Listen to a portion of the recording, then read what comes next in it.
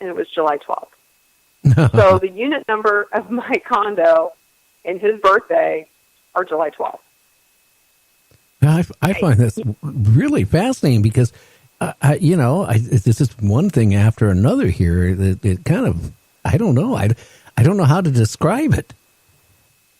Well, I've equated it to, I went on a search, obviously. I went to different people, and I started with the Catholic Church. I'm not going to lie. I took all this stuff to them, and, they had no answers for it. They weren't going to perform an exorcism, or anything like that. They just said, well, there's things in life, that happen. I would come to learn, or my belief now is that we have these connections. I believe in multi-universe theory now. I really do. I believe that ourselves, not anything outside of ourselves. I believe that our human spirit, is much more powerful than any malevolent being or any being that's out there.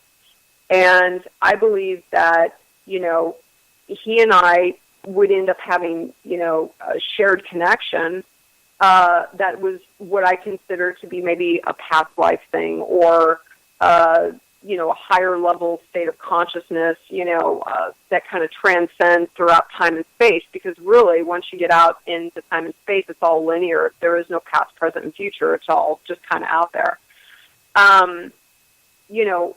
Obviously, he came into my life to serve a higher purpose, which he did. I thank him for coming into my life, for allowing me to see, really, if I look at the positive in all this.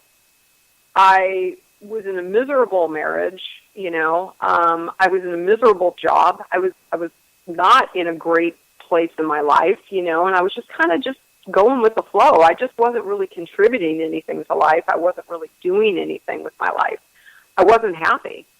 And from this point, from all the way to where I'm at now, my life has done a 180. I'm in such a different space in my life, where I'm able to look at this stuff and know, be okay with it. I don't have to be afraid of it. I'm not afraid of it. I certainly don't resonate with this being attributed to the occult. I think it was a wake up call to get me to my life's purpose. Really, to do that. To just kind of wake me up and just kind of get me moving forward. Well, I could see one or two things, happening, but you had a chain of events that I find very unusual. So, I mean, yeah. I don't know if it's from a shared multi-universe or I don't know what it is. Hopefully it doesn't continue on, or has it? It has not continued on with this particular individual. It has,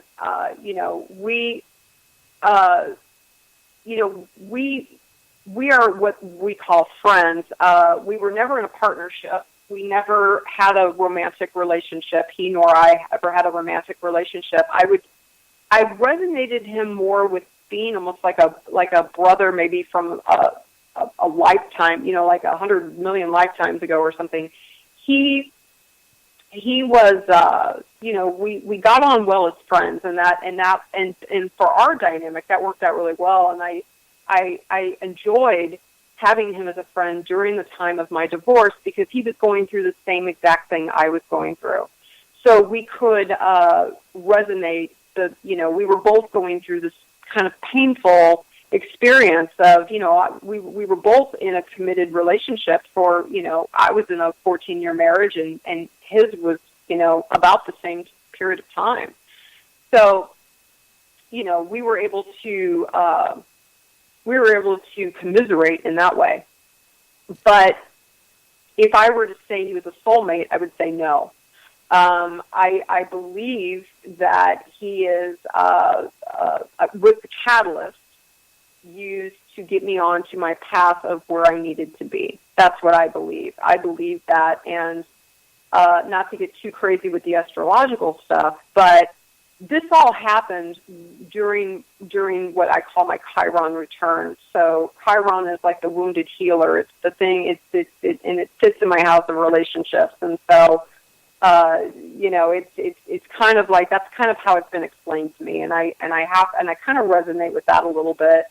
That, we have these core wounds that we come into the world with, and we got to just kind of, fix ourselves. And if you don't do it, the universe will kind of tap you and kind of force you to do it, type of thing. And that's what it felt like. It felt like a parent's hand on me trying to throw these darts, these synchronistic things at me to get me to wake up and look at this. Because really, synchronicity and manifestation, you draw it into you. I drew the book into me when I was writing it. The synchronicity happens because it grabs your attention, and the synchronistic events would be the radio, the medallion, the dimes, all of these extra little things. It's synchronic in nature, where it's throwing things at you to get your attention for whatever that meaning holds for you. And everybody's going to be different. My experience was completely different than Ray's experience. His experience, I can share. He had asked me, because he knew now the book, the first book is done, the second book is out, and I told him, I said, I'm going to share my story. I'm going to share it publicly in my book, and I was contracted to do 3 books, and I couldn't do it. Because I didn't want to manifest another book. The first 2 kind of did that. Third one, I wasn't going to take a chance, because how the story was supposed to end was the character Sebastian, which is the mirrored image of Ray, was supposed to die from a drug overdose. And ironically, that would have, because he was he did dabble in that type of foolishness. He asked me how the story was supposed to end, and I said, Sebastian dies of a drug overdose. And he stopped doing all that stuff. Now, I don't take credit for that, but that was his wake-up call, type of thing. And I can tell you today that he's happier, he's healthier. I haven't spoken to him in a couple of months, but, he's in a different space now in his life. He's cleaning up his backyard just like I've been cleaning up mine, So, are these signs from, the universe for us to wake up and clean up our stuff? Maybe. Is it a string of coincidence? Maybe. I don't have the answers. I'm just a normal person who went through a series of events during a very short period of time from 2000, basically from December of 2015 all the way through, we carry on, it did carry on into 2000, and kind of, some of the stuff still, kind of happens eventually, occasionally, not with this particular person, but with someone else, So that I met around the same time that I would meet Ray. Interesting. In the same year, So it's very tied into the time frame of when this happened to this astrological event that was kind of happening, in my chart, in my astrological birth chart at the time. It's the only thing that made sense to me. It's the only thing that I resonate with to possibly maybe be true. But again, I don't know. The paranormal things though were frightening, very frightening. And but I've learned, especially the electrical anomaly was very frightening. But the medallion thing and the radio thing was. It really shook me to my core. It was really a frightening thing. Well, those dimes would have done it too. Hey, I'm going to take at least one call in. If you want to call in and ask her a question about this, or you have some ideas what was going on, You can call in at 1-253-203-6681. That's 1-253-203-6681. And we'll get you on, and you can answer a question or two. I just still, the dying thing and all this other stuff, it's so coincidental. Like, you wrote a book, and all of a sudden these people appear, with the same names and all that stuff. I just find it so interesting, Kris. I mean, how has your life been since this? Well, I would, that was one aspect of it. My life has been, it's been better. I don't have the paranormal experiences that I did when this first happened. Not at all. I haven't had any of those since the last one, which was the medallion thing. I had been really, really, doing really well and good, and I'm back at work, and I'm being productive and things like that. My love life is still, it's still kind of, up in the air. But outside of that, everything else in my personal life seems to be really mellowed out now. It's just kind of, it's settled down. It's, things have gotten back to normal, shall I say. Well, that is good. Now, since then, you really haven't had any more paranormal experiences then? Not since 2016. It was around June or July of 2016 that I had that incident that happened with my, in my car with the medallion. The dimes, every now and then, there was a period last year that I would find these dimes kind of like in what I call like a little trail. Like you finding a dime in downtown LA is absolutely absurd.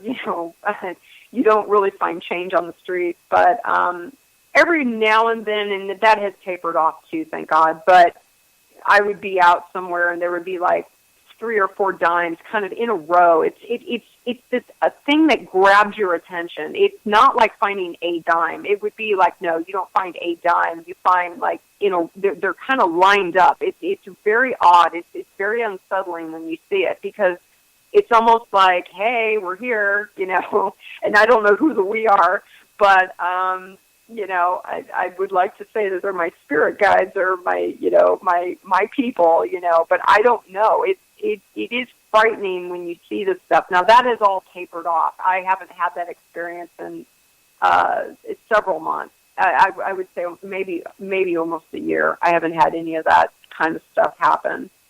So. Well, boy, that is interesting.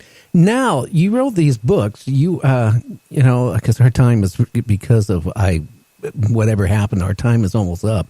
You want to go ahead and plug your books here?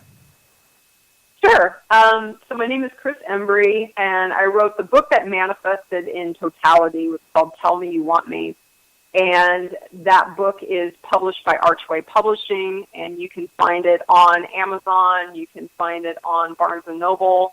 And then the second book that manifested was called Till the Other Side of Time, and that's where I go into more deep. At the last chapter, I go into full detail of what the story is about, of the things that happened to me. I publicly tell the story of what happened in full detail.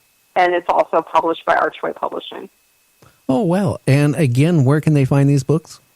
I mean, you can go, Amazon has it, and so does Barnes & Noble online. Okay. Now, do you have a website or anything that they can, check you out and all this? I do. It's called Tell Me You Want Me, and it's the name of my very first book. So it's tellmeyouwantme.com. Okay. I think we do. I think we might have a caller in here. Caller, are you there? Yes, hi, Gary. This is James. How you doing? Hi, James. How are you doing tonight? Pretty good. I have a question for Kris. Has she ever explored the avenue of some meditation to help maybe to connect to her spirit guides or some loved ones that were obviously trying to connect with her? I appreciate that question. That is a really great question. Thank you for asking. I have not tried to tap into my spirit guides, and the reason I haven't tried to do that is the experience